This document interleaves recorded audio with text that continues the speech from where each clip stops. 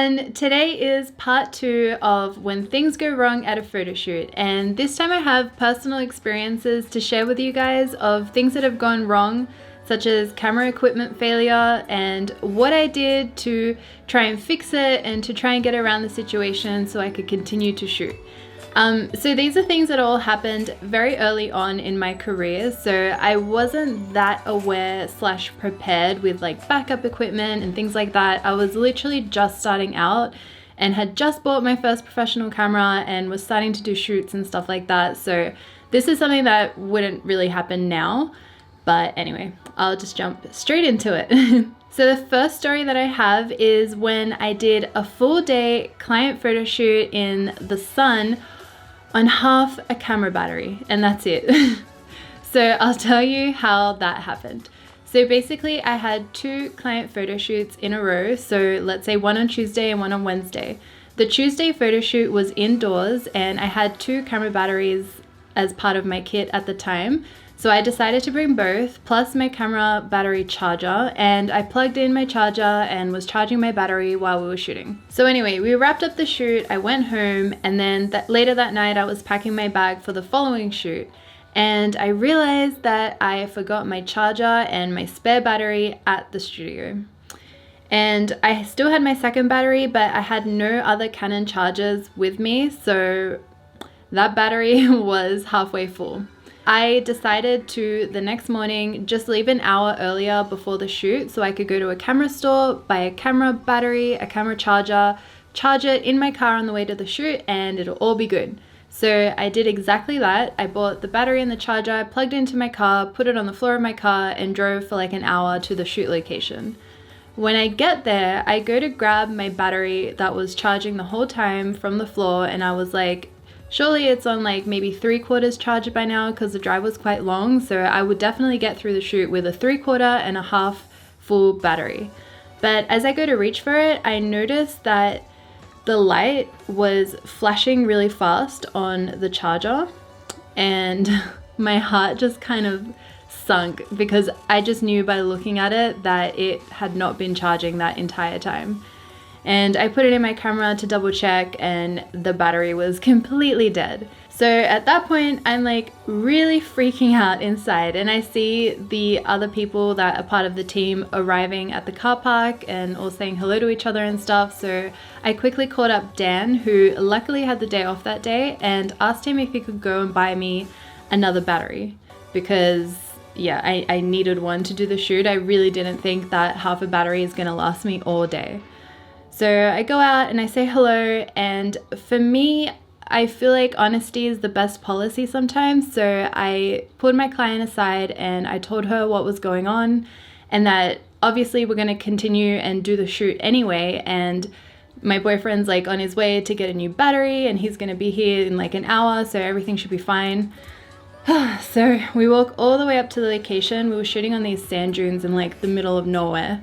So it was like quite a trek up there, and we start shooting, and the shoot went really, really well. It's like one of my favorite shoots that I did back early on in my career. I had so much fun and the photos came out really great, but I just remember during the photo shoot constantly looking at the top of my camera and just having a little mini heart attack every time I saw the level of the battery. Fast forward a couple of hours later, we've been shooting this entire time. I've been like turning off my camera in between getting the looks changed, and we were trying to get the looks that we needed as quickly as possible, but Dan called me and told me he was at the location. He grabbed my charger out of the car and put the brand new battery that he bought on charge in his car. So we thought we'd wait maybe like half an hour, 40 minutes for it to charge up a little bit, and then he'll walk up to our location and I can swap my batteries out. Somehow we ended up wrapping up the shoot not too long after that with my camera battery flashing on empty for so long, and we started to make our way back to the car park, which is when my camera battery died. So somehow I managed to do the entire shoot on the half a battery. And so I say goodbye to the team and then say hey to Dan, and he's like, yay, look, I've got the charger with the battery. And I see the light flashing super fast again, and I'm like, oh no. It was the charger that was broken, and it fried 2 batteries that we had bought that day and didn't charge anything. So that was really frustrating. I felt like super relieved to have finished the shoot, and then when I saw the charger had fried another battery, my heart like sunk again. So I guess moral of the story is maybe don't take your charger to photo shoots because if you're forgetful like me, you might forget it and then be in this situation the next day. I guess my other tip would be to have more than 2 spare batteries, like just in case. You never know if you're gonna lose one or forget one somewhere, so it's always better to have more than 2. In my camera kit right now, I have 4 Canon chargers and I have about 10 Canon batteries, and that can get me through anything. I can shoot 2 days straight with that. I can shoot a full 12-hour wedding. I can do any kind of fashion shoot on location and not have to worry about batteries. Out of those 4 chargers, 2 of them permanently stay in my office and the other 2 come with me when I'm traveling or if I have to stay overnight somewhere for a photo shoot. But yeah, there's always 2 in the office and there's always 2 that can come with me if I need them. The next story that I have actually happened a little more recently, and it was actually when we were filming a photo shoot behind the scenes video that is up on YouTube right now. And we were doing a photo shoot. It was just a test shoot in the afternoon and we had been taking photos for about an hour. And then the sunlight started dropping and we were getting these beautiful golden hour afternoon photos. All of a sudden, I take a photo and I can hear my shutter go up and it never went back down. And so I look at the top of the camera and it says error 88 or something like that. I can't remember the exact error code, but it had an error. I couldn't shoot. I tried turning the camera off and it wouldn't turn off. I could have taken the battery out to reset the camera, but I'm gonna get into that in a second. What I had to do was just pause the shoot for like 2 minutes. I went back to my camera bag. I switched out the lenses to a different camera body. I put in a pair of fresh new cards, 1 CF card and 1 SD card, and then continued shooting. The reason why I decided to use fresh cards and a new camera body and I didn't just take the battery out of the camera that was having the error so I could continue shooting is just in case I were to corrupt the memory cards that we had already been shooting on by, you know, taking the battery out, putting it back in, and then continuing on with the shoot. If I were to do that, I can't be certain that the cards would be safe. They could get corrupted. I could have lost the entire photo shoot that we had just done, and that would be a waste of everyone's time and, you know, energy spent putting into the photo shoot. So because I have spare camera equipment, I prefer to use that rather than maybe accidentally having something go wrong. And then later on when we got home after the photo shoot, I think Dan and I were Googling what the error code meant, and surprisingly it's not that easy to find answers online about it. But after doing some digging, I think it had something to do with the memory cards. Something about the camera couldn't write to the memory card and that's why it errored out. Just to be extra safe and precautionary, I downloaded the cards that I shot on, threw them out, bought brand new ones and just replaced them in my kit because I don't want that problem happening again.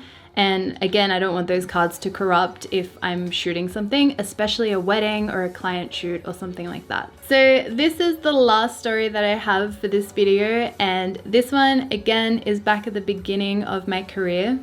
And it's when I almost lost an entire shoot while I was still at the photo shoot. So let me explain. We were taking photos for a client all day. We had started in the morning and we were just getting the last shots of the day in the afternoon.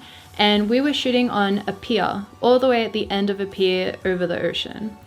And we were gonna get the last look and my memory card filled up. So I went to go and get a new memory card. I don't know how this happened, but as I was taking my CF card out of my camera, my buttery fingers just so happened to slip, and I remember it felt like I was watching my card fall from my hands in slow motion to the pier below me, and I just still remember it so vividly now, how crazy and like crashing the ocean was underneath the pier.